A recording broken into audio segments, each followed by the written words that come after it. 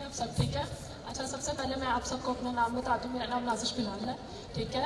और डिसेबिलिटी सबसे पहले एक्सप्लेन कर देती हूँ। जो मेरी डिसेबिलिटी है ये है CMT, शार्प और मैरीटूथ। इसमें आपके हैंड्स एंड फीट के मसल्स जो से वीक हो जाते हैं। ज़्यादा चलना और स्टेयर्स चलने में ज़्यादा प्रॉब्लम होती है, अदरवाइज आप अपनी लाइफ को ईजीली लेके चल सकते हो। तो मैं थोड़ी आपके साथ अपनी लाइफ स्टोरी शेयर कर देती हूँ। अपने स्कूल टाइम से शुरू करती हूँ कि जब मैं छोटी थी तो हमारे घर के पास एक स्कूल था जहाँ पे मैं पढ़ती थी। तो वहाँ की जो प्रिंसिपल थी वो कुछ डिसेबल थी, जिसकी वजह से वो मेरा ज़्यादा ख्याल रखती थी। तो वहाँ पे तो ऐसे मुझे डिसेबिलिटी के हवाले से ज़्यादा फील ही नहीं हुआ। उसके बाद फिर PSRT स्कूल में गई। वहाँ पे पर्सन विद डिसेबिलिटीज़ के ऊपर काफ़ी ज़्यादा काम किया जाता है, ट्रेनिंग्स दी जाती है, उनका ट्रीटमेंट कराया जाता है। तो बेसिकली मेरा ये था कि मैं अपना ट्रीटमेंट साथ कराऊंगी और फिर अपनी स्टडी को कंटिन्यू रखूँगी। मैंने मैट्रिक वहाँ से किया और उसके दौरान मेरा ऑपरेट हुआ और फिर उसके बाद मैं पंजाब कॉलेज गई। वहाँ से मैंने अपना ICOM किया, फिर BCom किया और फिर मैंने अपनी लाइफ के साथ साथ इन सब पढ़ना, स्पेशल पर्सन जो कोई होता है ना, उसके लिए पढ़ना भी आसान काम नहीं होता। आपकी जो पहली मोटिवेशन होती है ना, वो आपके पेरेंट्स होते हैं। जब आपकी फैमिली तो सपोर्ट करती है या किसी की नहीं करती, लेकिन आपके पेरेंट्स होते हैं जो आपको सबसे पहले लेकर चलते हैं।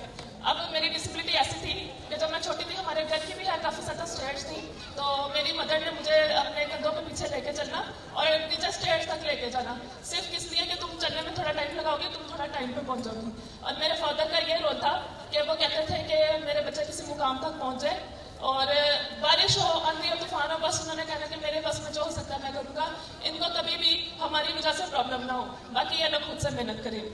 उसके बाद फिर मैंने लबार्ड ज्वाइन किया। मैंने लबार्ड में अपनी ट्रेनिंग जो सी है वो की, अकाउंट्स की और क्विक बुक सॉफ्टवेयर है उसकी।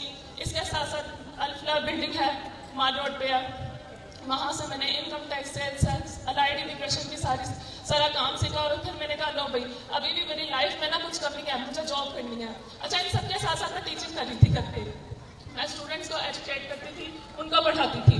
तो वहाँ से आपको ऐसा थोड़ी बहुत एड निकालती थी, लेकिन मेरे दिल में था कि नहीं, अपने पाँव पे खड़े होना, कुछ बनना, कुछ करना है। और दूसरों के लिए सिर्फ मोटिवेशन, सिर्फ कहना नहीं है, आपने ऐसा बनना है कि लोग आपको जाने और ऐसा समझे कि हमने भी कुछ करना है। फिर मैंने जॉब स्टार्ट की HPM ऑयल एंड गैस में, वहाँ पे as a recovery officer, receptionist की भी जॉब की वहाँ पे मैंने। बाद फिर इन सारी चीज़ों के दौरान फिर मेरे फादर की डेथ हो गई और वो मेरी लाइफ में सबसे ज़्यादा टफ टाइम था कि उस टाइम पे मुझे ऐसा फील हुआ था कि लो भाई, आज मैं डिसेबल हुई हूँ, क्योंकि मेरी जो पेरेंट्स हैं उनका बहुत ज़्यादा सपोर्ट था मेरे साथ। जितनी भी ट्रेनिंग्स हैं, मीटिंग्स हैं, कुछ भी है, मैंने कहना कि मैंने यहाँ जाना है, उन्होंने कहना जी आप जाओ।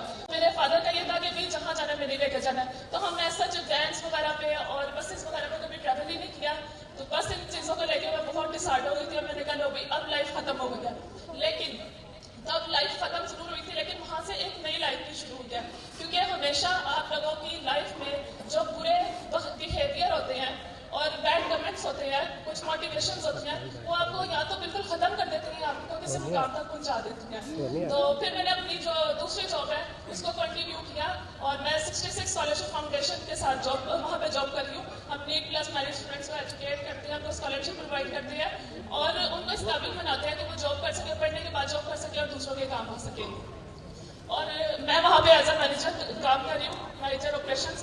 तो फिर आप लोगों के बीच में आने का मकसद ये है कि हम तो देखें, बीइंग अ स्पेशल पर्सन, अगर हम किसी के लिए कुछ कर सकते हैं ये तो बहुत अच्छी बात है। और डॉक्टर साहब ने भी बहुत अच्छी बात की है और इन्होंने मेरे दिल की बातें की हैं। उनकी एक एक बात जो सी है मेरे दिल पे लगी और वो वाकई बहुत अच्छी बात की है, चाहे वो खुराक के हवाले से है या मोबिलिटी के हवाले से है या फाइनेंशियली स्टेबल होने के हवाले से है। तो मजीद कहने के लिए कुछ रहता नहीं है, इन्होंने सारे जितने भी पॉइंट्स हैं सबको सम अप कर दिया। तो कहने का मकसद यही है कि अगर आप में डिसेबिलिटी है तो आप अपने आप को अपनी एबिलिटीज पे वर्क करें।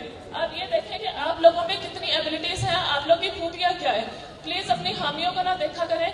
कहते हैं ना कि अल्लाह ताला ने किसी भी इंसान को बेवजह पैदा नहीं किया हुआ।